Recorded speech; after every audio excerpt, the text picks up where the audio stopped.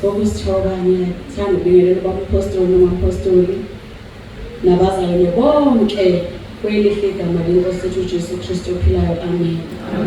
Amen. Phambi kwenu uMama Mabhena ngiyakholwa egameni likaJesu, ngikhonza-ke khona lapha entabeni likaJehova kuyabonelelwa. Amen. Ngizobonga uNkulunkulu umusa wakhe bazalwane angenze leyo. Ngiyakhumbula ngoJulayi ukuthi enkonzweni kampostoli wangibiza wangiguqisa la wangibeka izandla, kwakunenkonzo sasiya kuyo eLimpopo.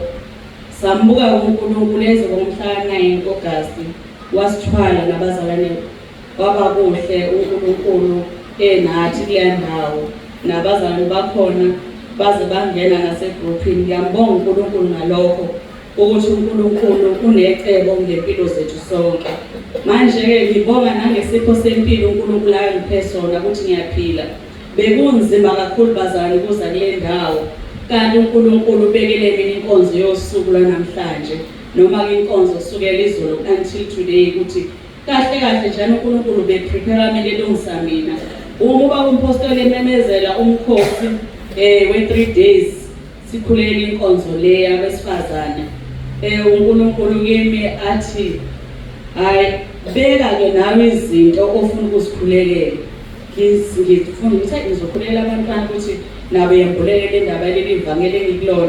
Kodwa uNkulunkulu bese bethi-ke ungakhohlwa ukuthi kunezinto abantwana baseGibhithe ababehamba nazo noma sebekhishiwe eGibhithe. Nawe-ke thandazela ukuthi kukhishwe umoya waseGibhithe uphume complete ngoba ususentabeni yendlu kaJehova kuyabonela.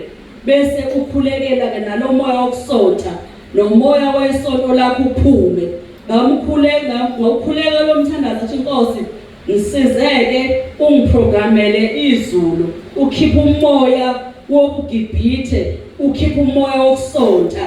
Ngasonta iminyaka ngeminyaka, ngahlabelela, ngadumisa, ngashumayela, ngathandaza. Kodwa umoya wobuGibhithe ongazange uphume noma kumoya wokusonta ongokhishiwe kimi. Ngibonga uNkulunkulu ukuthi ngisakhuleka kulo 3 days avuse ukuthi akukhulekele lo moya wokusonta nomoya wesonto lakho. Manje masifika isihloko sithi akwenzeki ukumthokozisa uNkulunkulu uma wena ungazange wabanjani bazalwane Yesu wakholwa. Which means indaba ifuna ukuthi umuntu akholwe ukuze ubaba osezulwini bese yathokoza ngami. Ngambonga uNkulunkulu mangisayathandaza lo mthandazo uthi Nkosi ngiyakhuleka ukukhishwa iGibhithe.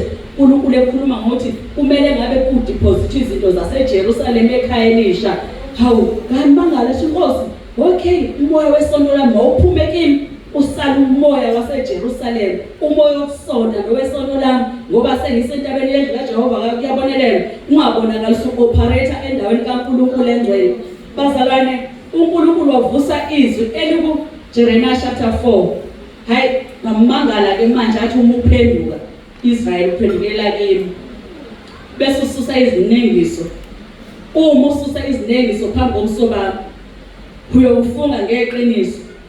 Hawu hayi uNkulunkulu ngiyabonga ukuthi hayi ukhuluma nami ngazi ngashaya ikhanda ngathi kodwa leli zwi ngihlale ngilifunda. Kusho ukuthi Nkosi bengasifundela imini benifundela abazalwane.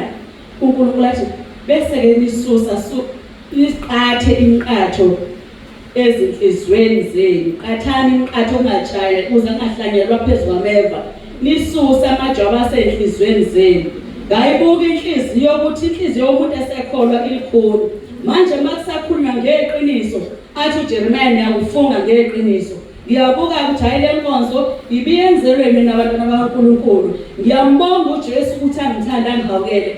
Bengamele ngize bese ngize ngabhala le program yomngcwabo yami ukuthi yomini kanjani. Manje ngithi ngicabanga ukuthi at least mangabe eqala kuba umpostoli noma umpostoli ongcwabo. Kodwa mangabe yena bese behambile kwenze ngahamba nakamuva, hayi ngababhala bonke nabo MC ukuthi hayi kuba so ngoba usathanda ubemile bazalwane ukuthi ngibe khona kuba msheleni nabanye bazalwane bethi Mama Mabhena ukwazi ukulova enkonzweni. Ngithi cha ngizobhadala imali yokuthi ngiyahamba kodwa hayi siyalise ngoba benivele ngivaleke emphefumulweni lana imithambo le ishayele phansi ngiphelelwa ngamandla ngapha le phathi le yedolo ibhlungu ke vele nje yilokhu irabha. So ngaya ku-doctor nge-Wednesday udoctor wathi refer to hospital. Mangifika a-rape i-medical aid engisebenzisayo ayibhadali i-x-ray kodwa ngagcina abazalwane ngisengibhadala ngemali enkulu ngoba bangenza i-ultrasound beshekha amathambo ami ukuthi ngabe yini angiphethe.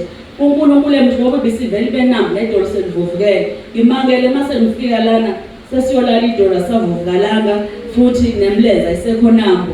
Kodwa ngambuka uNkulunkulu ukuthi ngampela ubefuna ngibe khona kule ndawo ngicisa ngaphuthelwa ukukhulunywa kwelilizwe likhulunywa namhlanje kufundiswa ngoyeqiniso. Bazalwane ngiyambonga uNkulunkulu ngithi nje uNkulunkulu asigcinele komphostoli nomama ukuthi sifinyelele nathi kuleli qiniso elingaka sasithi siphethe yona insindiso kanti sikha phezulu sishiya ngaphansi uJesu Kristu inkosi.